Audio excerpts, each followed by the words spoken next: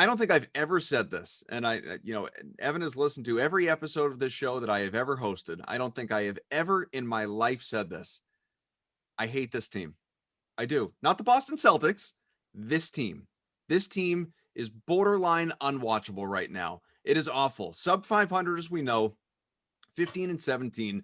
But you look back, obviously, and we're not going to spend forever on specifically what happened last night in, another loss to the Hawks, a mediocre club. And it's just added to one of many at this point, losses in games that not only, should be won, but they're not even competitive in, obviously. Just to allow 41st quarter points to let Danilo Gallinari absolutely go off against you.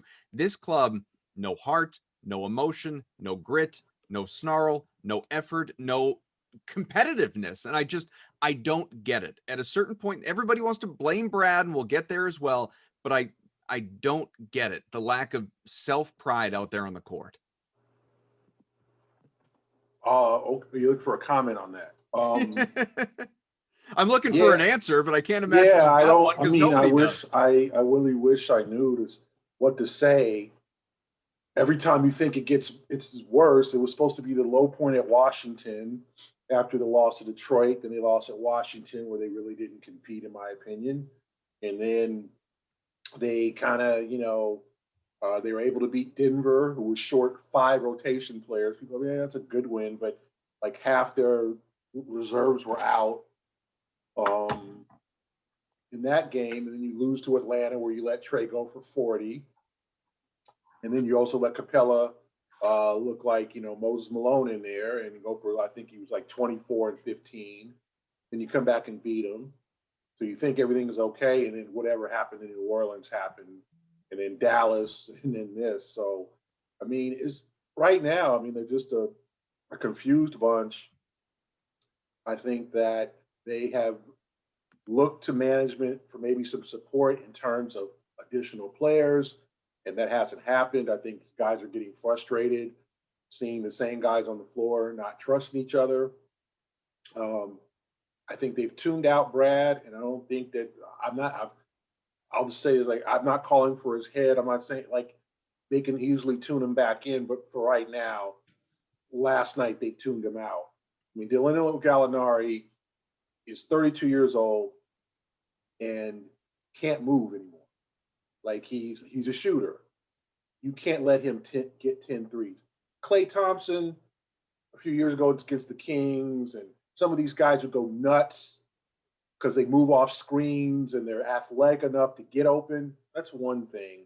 Gallinari it's simply defensive mistakes, like doubling someone else, leaving him open, it's to the point of, like, it was embarrassing. And the Hawks were literally, Trey and Gallinari were literally trying to see who could hit the farthest three.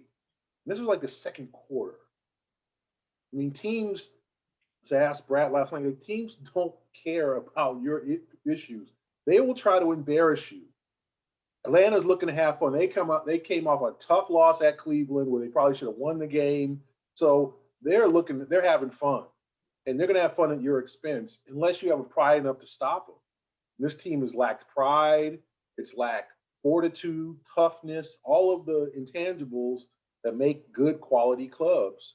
I don't know how you get that back. Oh, it's Marcus Smart. He's going to bring, stop that. Like, they should be better than that without Marcus. Like, the whole, Marcus is just going to be the key to, I'm tired of the injury excuse. Every team has injuries. Brooklyn has played the last 6 games without Durant. And they keep winning. Now, they got other talent, but they also have guys like Joe Harris, Bruce Brown, guys who can make shots, too. I think that's one of the problems of this organization. It's Danny's fault. Danny has, not admitted when they're wrong. I think it's a whole structural institutional issue with the Celtics. The Celtics have a Patriots problem. We think we know more than everyone else around the league. We are smarter than the other 29 teams. And they have held that philosophy for years.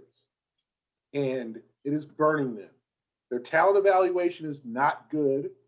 They haven't made the right moves. They've had some terrible drafts. You want to know who to blame? Blame the 16 draft after Jaylen when they drafted Gershon and Ante Zizic. Blame that draft. They passed on Pascal Siakam twice. Who's the talent evaluator there? Who in the world looked at Gershon and said, that's an NBA player? Like, I'm sorry. Like, that's terrible mistakes. We can go to the James Young, Jawan Johnson. Like, Danny's had bad drafts. And I'm talking about and I'm not saying it's easy to take the top three because Phoenix took Josh Jackson and whiffed. There's been whiffs in the top five. What? And to land Jaylen, when people in Boston had never heard of him, was a good, like, as a risky pick, but a good pick, obviously. Because in this area, people don't watch Pac-12. People had never heard of Jaylen Brown. And the same with Tatum. Tatum's skinny. He didn't do, he's okay at Duke. Like, those are two great picks. You got to give Danny his awards and flowers for that. But the reason this team isn't good is because Danny will not refuse to admit that he's wrong on drafts. He will not make any roster moves. And Jaylen and Jayson are looking back like, man, can we get some help? If not, we're going to do this on our own. There's so many times you can pass a Tice and he misses a jumper or misses a three. It's so many times you can give the ball to guys who don't come through, where you're eventually going to take it on your own. And you can call that selfish, or you can just call it, hey, I trust myself over anybody. So the problem is that Jaylen and Jayson are looking, and Jaylen is biting his tongue during these media sessions, biting his tongue with his unhappiness. Okay. They all are trying to do, okay, I'm just going to put it on myself and try to be better. Like, they need better teammates. They need a better bench. They need scorers. They need shooters. The other night, Jalen Brunson, a former second-round pick. I'm not saying, okay, a lot of teams passed on him because he was too small. First of all, Villanova guys make good pros. I think we know that, right? The Celtics passed on Sadiq Bey for Aaron Nesmith. I think they're going to regret that. Maybe they won't. But I think Sadiq Bey has more threes against the Celtics than Aaron Nesmith has this season, right? It's 14 to something. I don't know how many Nesmith have. It's probably close. Okay, and I'm not burning Nesmith. Nesmith might be a good pro. But Jalen Brunson comes off the bench and scores 16 in the fourth quarter. It doesn't have anyone capable of that on their bench. They don't have the support. It's Jaylen and Jayson every night, and they're trying too hard, and they're going hero ball, individual stuff. And so it's a lot. This team has a lot of problems. Can they get out of it? Yeah, I mean, but look at their last four games, guys. Indiana, Washington, the Clippers, and Toronto before the break. You name a win. Maybe Washington at home. Hope so. Tomorrow is going to be a war with the Pacers. There's not going to be. You think Sabonis is going to be okay? Celtics, go ahead, win. We know you've been struggling. Indiana's going to try to cut their throats. So is Washington. And then the Clippers come in with Kawhi coming off, and they beat them 2 weeks ago. And then the Raptors. This team could lose four more in a row. I think they'll win one or two, but yeah, their lives here on the line. They are literally playing themselves into the play-in tournament, if that.